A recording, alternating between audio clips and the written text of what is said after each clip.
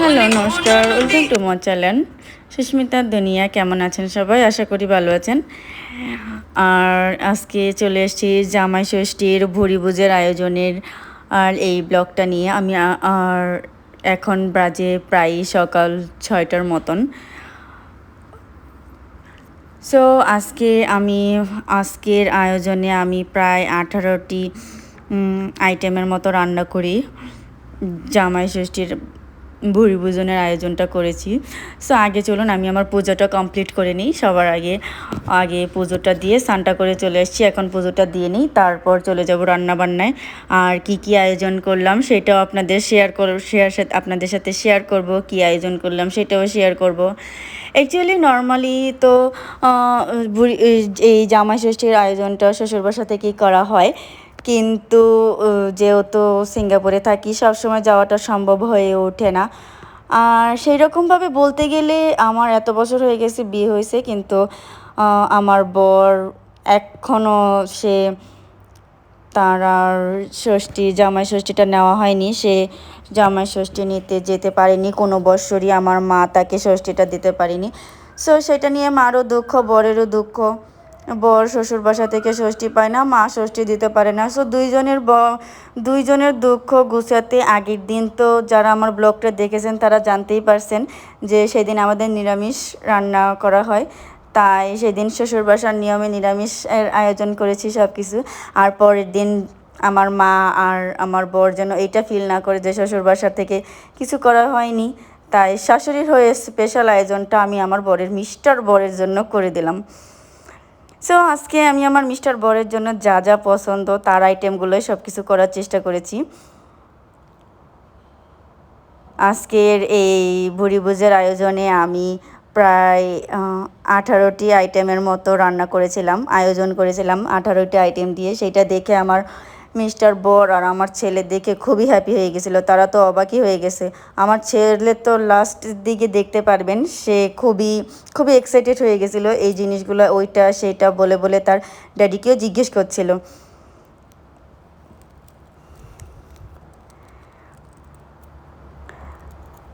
So আমি আজকে কি রান্না করলাম, কি আয়োজন করলাম, কীভাবে কী আইটেমগুলো কীভাবে সাজিয়ে গুছিয়ে নিলাম, কী সব করলাম, এইটা দেখতে হলে ভিডিওটা সম্পূর্ণটা দেখতে থাকুন, স্কিপ না করে। যদি ভিডিওটা ভালো লাগে অবশ্যই লাইক, কমেন্ট, শেয়ার আর সাবস্ক্রাইব করে আমার পাশে থাকবেন।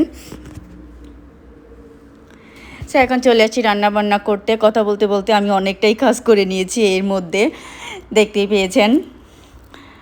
আর এখন আমি যেই একটুখানি রুই মাছের যে রান্নাটা করব সেইটা আমি প্রথমে মাছটা একটু এয়ার ফ্রায়ারে দিয়ে করে নিব।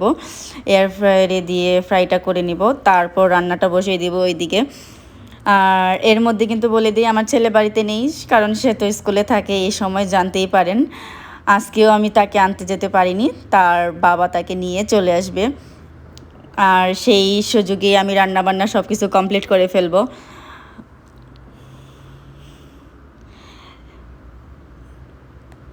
সো আমি এগুলা কিভাবে করি সেটা দেখতে থাকুন।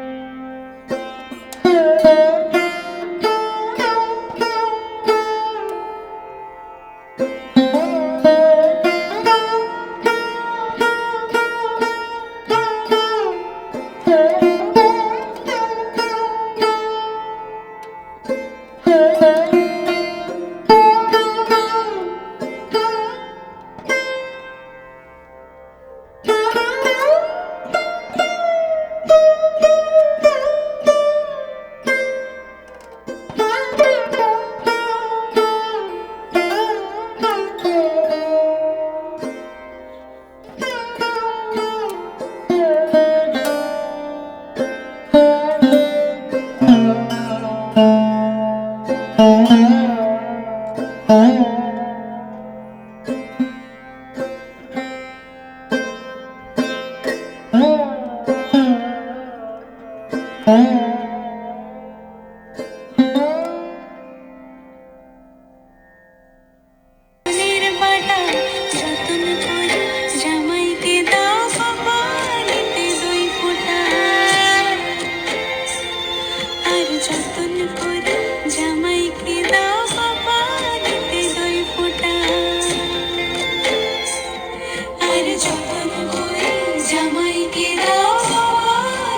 এদিকে আমার অনেক কিছুই রেডি করা হয়ে গেছে, আমি সব কিছু মেরিনেশন করে নিয়েছি। এবার একটু যা কাটার বাকি ছিল তা কেটে নিলাম।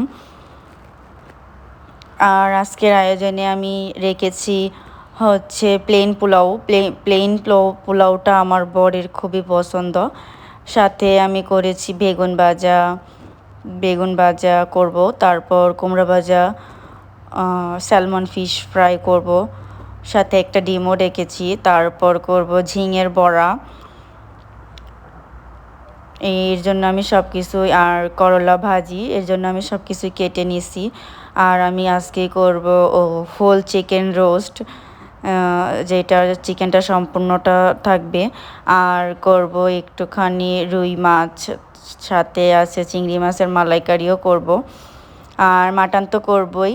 মাটনের জন্য আমি এখানে মাটনটাকে মেরিনেশন করে নিচ্ছি। মাটনটা রান্না করার আগে 10-15 মিনিট একটু মেরিনেশন করে রেখে দিলে মাটনটা খেতে খুবই টেস্ট হয়। তো আমি এখন মাটনটাকে মেরিনেট করে রেখে দেব। আর সাথে পায়েস থাকবে, ফ্রুটস থাকবে। তারপর করেছি একটা ফুল ফিশ, যেই ফিশটা আমি কাটিনি, সম্পূর্ণটাই আস্ত ছিল। আস্ত রেখেই আমি এটা করে দেব। এই আয়োজনগুলো আমি করার চেষ্টা করেছি, এগুলা করব। অ্যাকচুয়ালি এইগুলা মোটামুটি স্পেশালি মিস্টার বরকে স্পেশাল ফিল করানোর জন্যই এই আয়োজনটা করা জাস্ট। আর নর্মালি যেহেতু আমার মা এটা দিতে পারছে না, সো এইটা দেখে আমার মারও একটা খুশি হবে যে অ্যাটলিস্ট তার মেয়ের বরকে তার মেয়ে তো দিচ্ছে রান্না করে। সো এই জন্যই জাস্ট বরের জন্য এই আয়োজনটুকু করার চেষ্টা।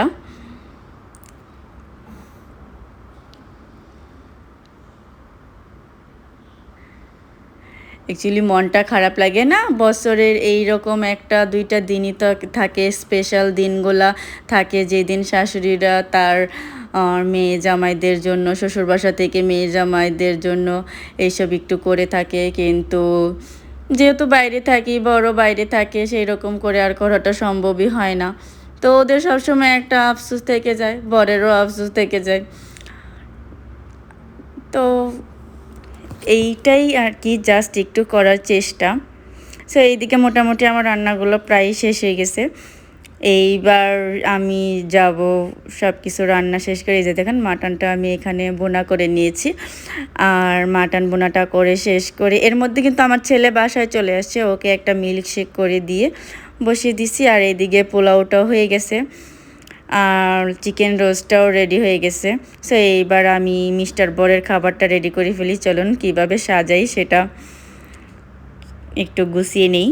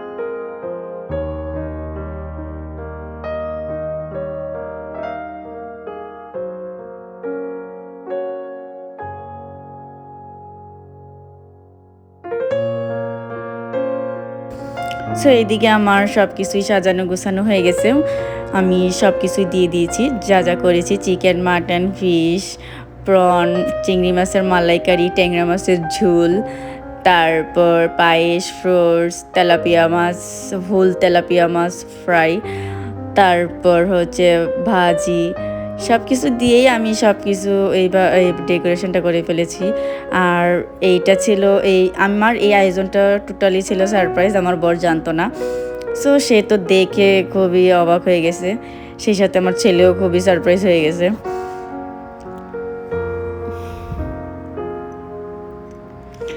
সো এখন আমি আমার বরকে ডাক দিয়ে নিয়ে আসবো, সে ঘরের ভিতরে ছিল। Nice, Daddy.